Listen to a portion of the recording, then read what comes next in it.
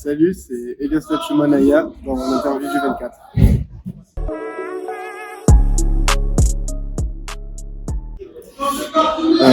Je m'appelle Elias Lachumanaya. Je suis né à Tarbes dans les Hautes-Pyrénées. J'ai 21 ans et je suis troisième aux Jeux paralympiques de Tokyo cette année. Et voilà, je suis premier dan de judo.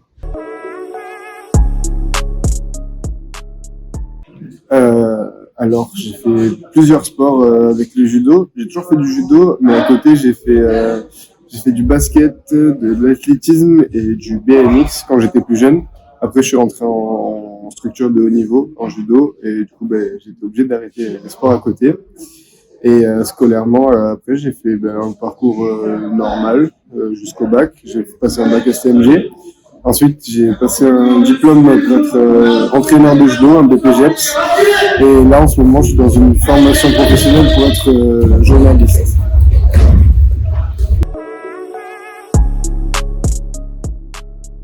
Ce qui m'a poussé à aller vers le parajudo, c'est que je faisais du judo déjà de base. Je suis rentré en structure de haut niveau comme judoka valide. Et au fur et à mesure, le staff de l'équipe de France m'a contacté parce que mes parents avaient parlé de mon handicap à mon entraîneur de structure, en Pôle Espoir. Et du coup, j'ai fait quelques stages avec eux et ensuite, j'ai vu ce que ça pouvait donner. Que mon handicap me permettait d'aller faire des compétitions à l'international et tout. Au début, j'ai fait c'est cool, on va pouvoir voyager. Et au final, me voilà dans l'équipe.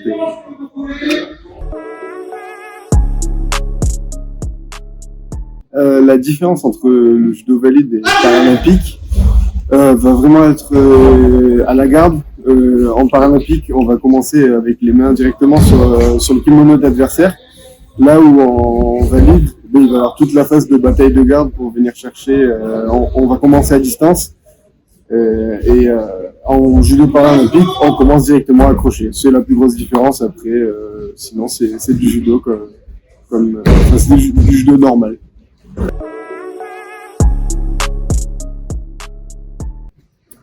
Alors, je suis 2 fois vice-champion d'Europe en 2017 et 2019. J'ai fait 2e aux Jeux mondiaux en 2019 aussi. Et ensuite, 3e aux Jeux paralympiques de Tokyo. Après, j'ai des médailles dans des tournois internationaux, mais c'est les plus grosses médailles que j'ai, c'est celle-ci.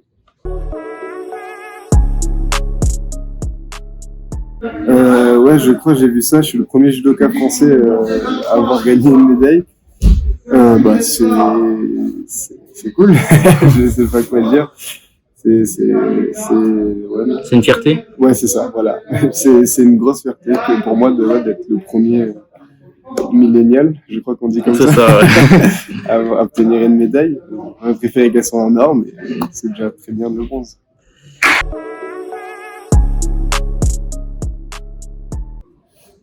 J'ai pas une seule personne qui m'inspire. J'essaye de m'inspirer de différents sportifs et même de personnes autres que le monde du sport. Après, si je devais choisir quelqu'un, je pense que dans mon sport, on va dire que c'est Sandrine Martinet avec qui on va dire que je suis le plus proche et qui a quand même une expérience folle derrière elle. Qui peut me guider sur toutes les phases de compétition, d'avant la compétition, etc. Elle a une connaissance du coup de ça et si j'ai besoin de conseils, je vais aller voir elle plus facilement.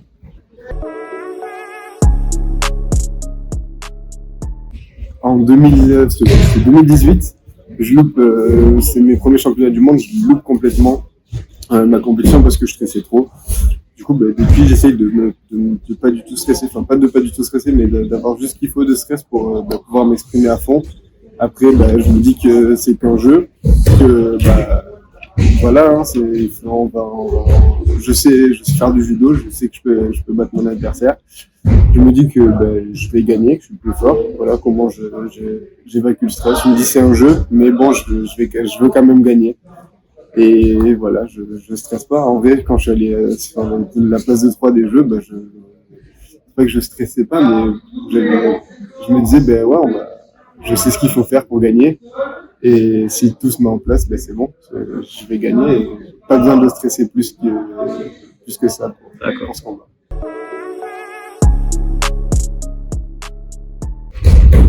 Une anecdote, j'en ai une, mais bon, que j'ai déjà racontée. Enfin, toutes les anecdotes, je les ai déjà racontées.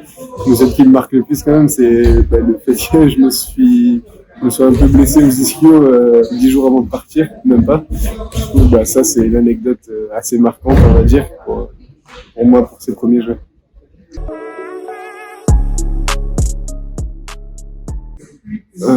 Connu, je sais pas. J'ai beaucoup de sportifs que vous devez connaître, des judokas et même d'autres sports qui m'ont félicité. On va dire en sport, on va dire Teddy Riner qui m'a félicité. Et sinon après j'ai plusieurs personnes. Là j'ai pas de noms qui me viennent comme ça spontanément, mais oui, il y a eu beaucoup de félicitations et oui, de personnes connues forcément. Plus marquant, alors, qui me concerne, oui, c'est ma médaille. Après, oui, il n'y avait pas beaucoup de spectateurs, etc. Et il n'y avait que les judokas dans la salle. Du coup, voilà. Un truc qui m'a marqué, je pense que c'était peut-être au jeu de 2016. Un truc qui m'a marqué aussi, c'est le titre historique de l'équipe de France en judo aux Jeux Olympiques. C'est ça, l'équipe, les premiers à faire ça et tout, c'est un souvenir qui est marquant et je pense que je me souviendrai de là où j'étais quand je regardais ça à la télé et tout, je m'en souviendrai très longtemps. Alors, comme du coup j'avais ma petite blessure, j'ai pas pu faire la cérémonie d'ouverture. Du coup, je pourrais pas trop vous dire, mais je pense et la clôture, on était au Trocadéro pour la Ligue des Jeux, donc on a dû rentrer plus tôt en raison de la situation sanitaire. Ouais. Du coup, je pense que c'est plus clôture du coup, parce que là on a pu profiter, on était avec du public en France, avec tous les médaillés et c'était vraiment top. Du coup, peut-être plus clôture pour l'instant. Là, en ce moment, on est en stage de préparation à Strasbourg. J'ai la saison valide qui a repris là très rapidement en octobre. J'ai repris assez vite le judo. En octobre, on a la saison qui a repris. J'ai fait quelques compétitions. Et là, au niveau paralympique, les premières échéances vont commencer à arriver.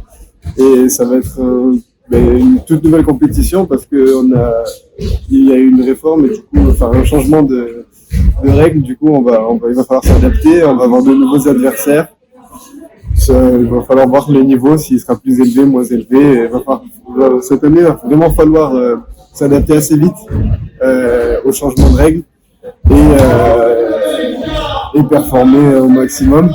Après, là, cette année, on a le championnat du monde en novembre et le championnat d'Europe en septembre. C'est mes deux gros objectifs de la saison. Et après, on verra à plus long terme. Il y a forcément les Jeux de Paris 2024. Et l'objectif, c'est le titre, évidemment.